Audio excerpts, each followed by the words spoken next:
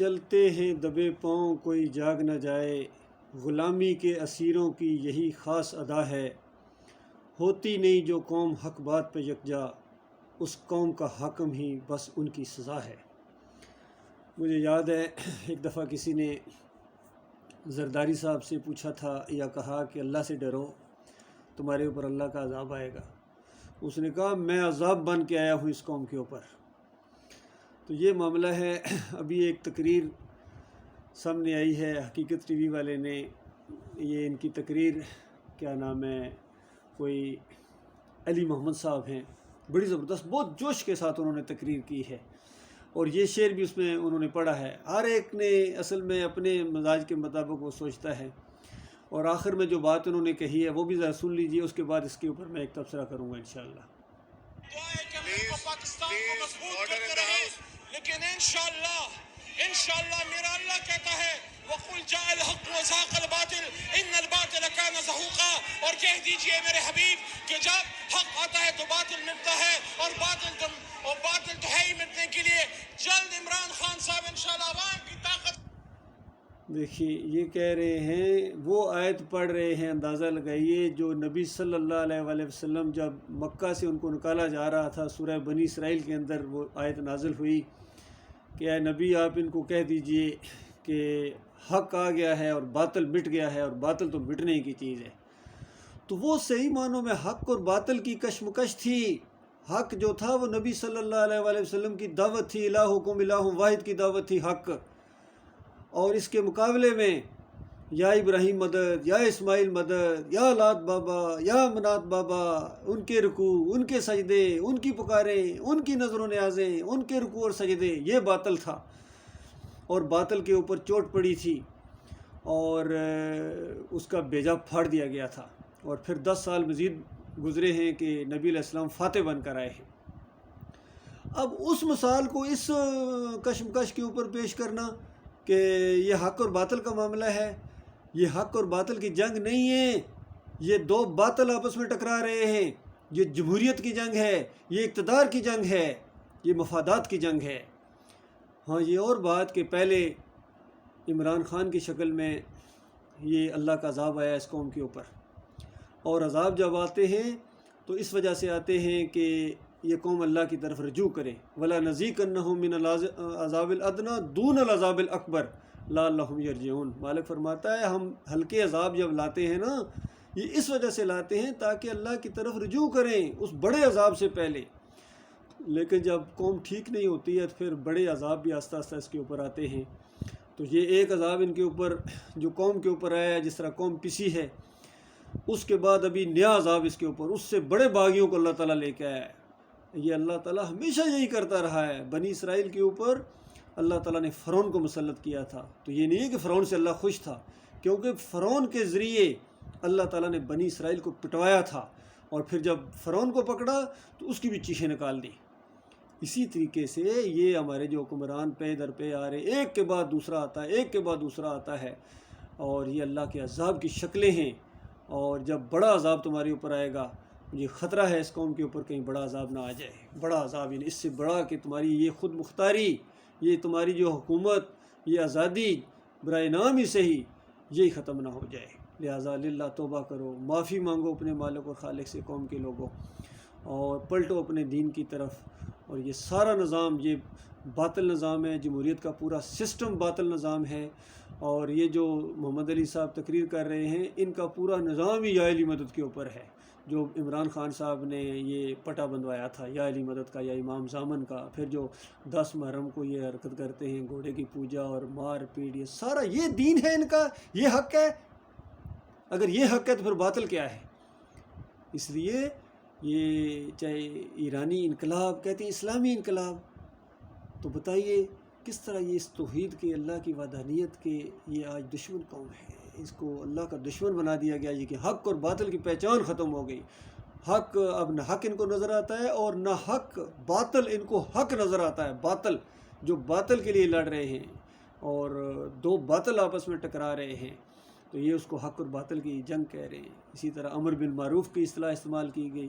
امر بالمعروف، بھائی جو برائی کے مرکز ہیں، جو شرک کے اڈے قائم کرنے والے ہیں، مزار قائم کرنے والے ہیں، وہاں سجدے کرنے والے ہیں، ان کے سامنے جھکنے والے ہیں، اور اللہ کے غضب کو للکارنے والے ہیں، ان کے رکوع اور سجدے کرتے ہیں۔ بتاؤ اگر یہ بھی شرک نہیں ہے قوم کے لوگوں، تو پھر کوئی چیز دنیا میں شرک نہیں ہے۔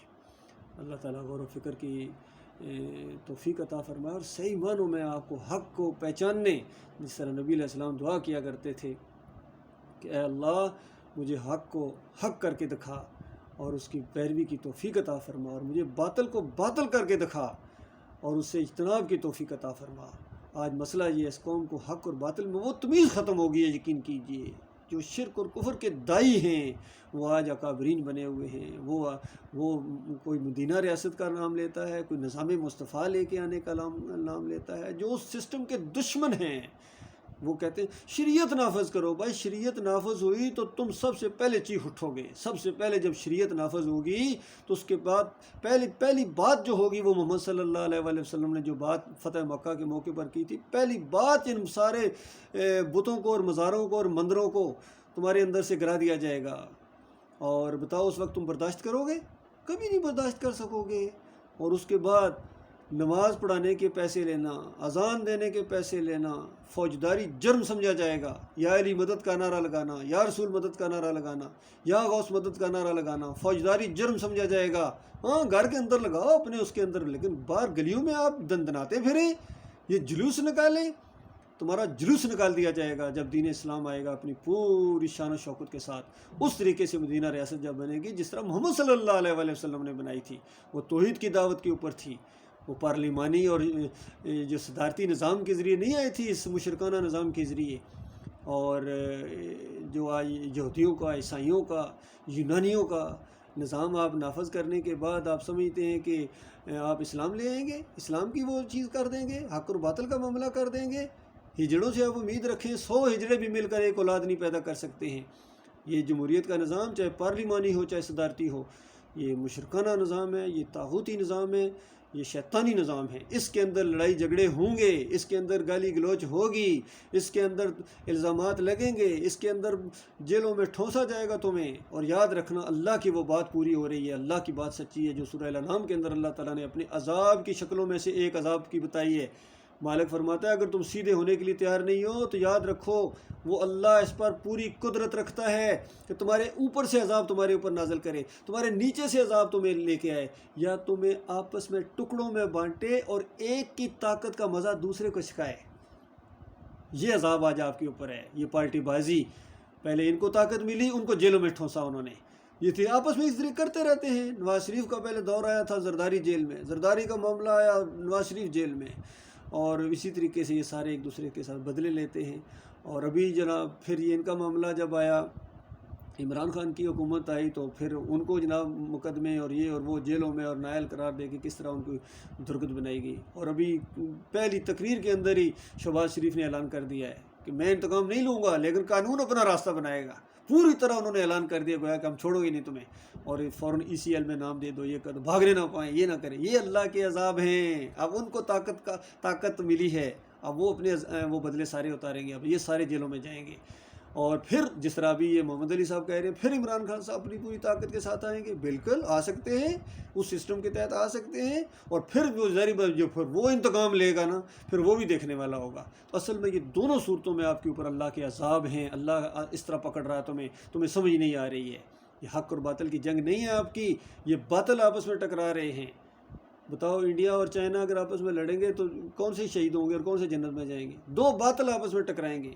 میں نے اس سے پہلے بھی یہی معاملہ بیان کیا تھا کہ 71 کی جو شکست تھی وہ اسلام کی شکست نہیں تھی، وہ اسلام کی شکست نہیں تھی، وہ مورتی پوجا کرنے والوں نے قبر پوجا کرنے والوں کو شکست دی، یہ آپس میں معاملہ ہوا ہے۔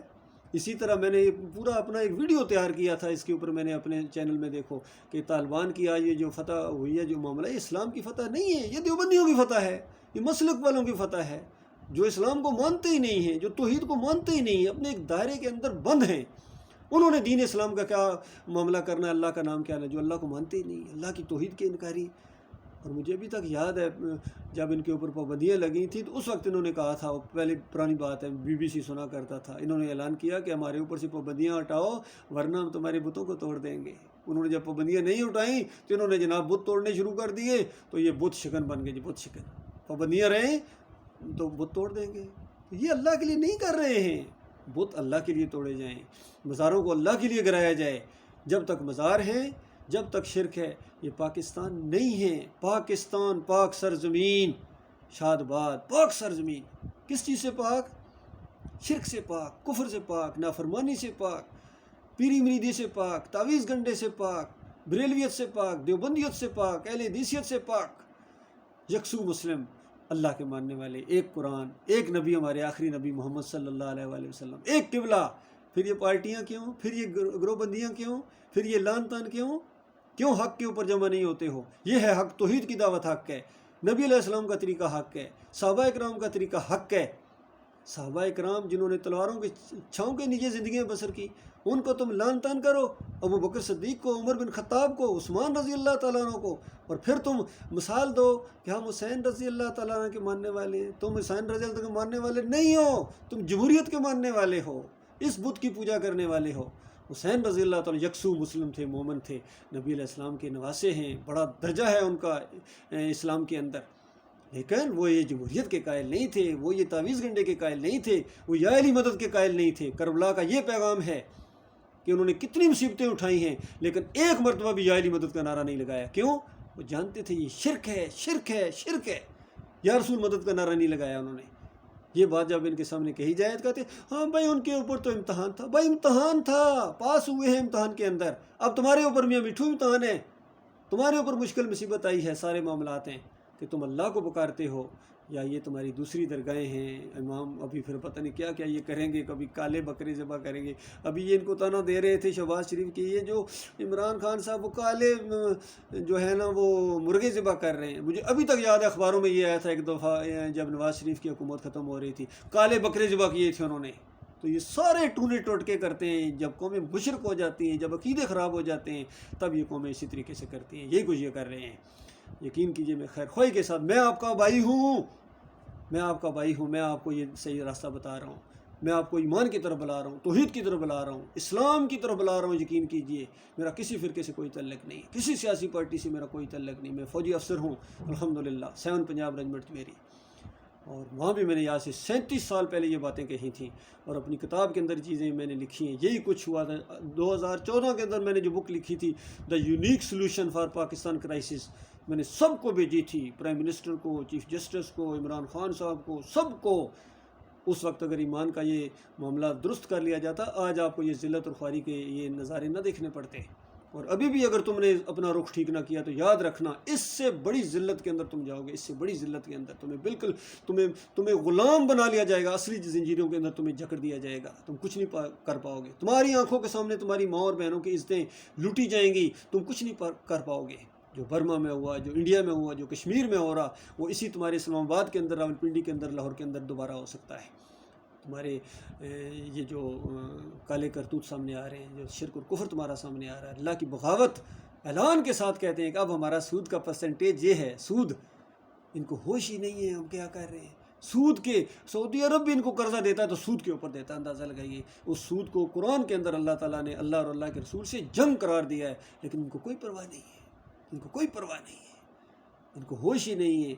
تو یہ تو وہ بات ہے جو آپ مان رہے ہیں، باقی سود سے بڑا گناہ ہے یا علی مدد، یا رسول اللہ مدد، یا غوث مدد، پھر مزار پر چادر چڑھانا، پھر وہاں بکرے چڑھانا، پھر وہاں یہ 10 محرم کے جلوس نکالنا، وہاں گھوڑے کی پوجا کرنا، پھر نظر و نیاز اور دودھ کی سبیلیں لگانا۔ اندازہ لگائیے علی جویری کے مزار کے اوپر دودھ کی سبیلیں لگتی ہیں، یہ سارے گجر وہاں جا کے دودھ، اس مزار کا جب میلہ ہوتا ہے، یہ دودھ کی، یہ غیر اللہ کی نظر و نیاز ہے، سور کے گوشت سے زیادہ حرام ہے۔ اس کا کھانے والا خالص مشرک ہے اور دینے والا شرک کرتا ہے۔ کبھی کسی ان کی زبان کھلی ہے؟ کبھی فضل الرحمان نے زبان کھولی ہے؟ طاہر القادری نے کبھی زبان کھولی ہے؟ اور خادم حسین رضوی نے کبھی زبان کھولی ہے؟ ان کی جرت ہی نہیں ہے، ان کی فیلڈ ہی نہیں ہے۔ یہ دنیا دار ہیں۔ اللہ کے بندو، میں پیچھے چلنے والے عوام کو کہتا ہوں کہ یہ اپنی دنیا کی خاطر آپ کی دنیا اور آخرت دونوں برباد کر رہے ہیں، اور سارے وہاں جہنم کی آگ کے اندر جاؤ گے۔ تمہیں جانا پڑے گا۔ محمد علی صاحب، عمران خان صاحب، فضل الرحمان صاحب، اور محمود قریشی صاحب، اور طاہر القادری، اور طارق جمیل صاحب، تقی عثمانی صاحب، سارے رکھوالے بن گئے، سارے شرک کے رکھوالے بن گئے۔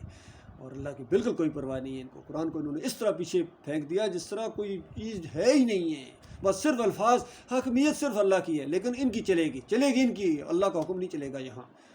اور اللہ نے فیصلہ کر دیا ہے وَقَضَىٰ رَبُّكَ أَلَّا تَعْبُدُوا إِلَّا إِيَّاهُ، تمہارے رب نے یہ فیصلہ کر دیا ہے کہ اس کے علاوہ کسی اور کی بندگی نہیں ہوگی، اس کے علاوہ کسی اور کی پکاریں نہیں لگیں گی. جب اللہ کے بندے آئیں گے، اور آئیں گے، آ رہے ہیں الحمدللہ، یہ دین غالب ہو کے رہے گا، یہ کفر و شرک مٹ کے رہے گا. یہ ہے کفر و شرک مٹنے کی چیز ہے. حق آ گیا ہے، یہ حق ہے دعوت، یہ توحید کی دعوت، یہ رد شرک، یہ طاغوت کی نشاندہی، یہ حق دعوت ہے. یہ حق آ گیا ہے اور باطل مٹے گا، مٹنے کی چیز ہے، اب سب نے مٹنا ہے. اللہ تعالیٰ یہ دل لائے گا انشاءاللہ. اللہ تعالیٰ غور و فکر کرنے کی توفیق عطا فرمائے. توبہ کی سچی توبہ کرو میری قوم کے لوگوں.